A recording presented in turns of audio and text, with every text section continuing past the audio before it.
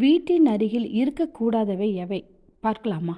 கோபுர நிழல் அல்லது கொடிமரத்தின் நிழல் நம் வீட்டு மனையின் மீது விழாதபடி வீடு கட்ட வேண்டும். பெருமாள் கோவிலின் பின்புறம், சிவன் கணபதி கோவிலில் எதிர்ப்புறம் வீடு கட்டக்கூடாது. முட்கள் உள்ள செடிகளை வீட்டில் வளர்த்தால் பணப்பிரச்சனை வரும்.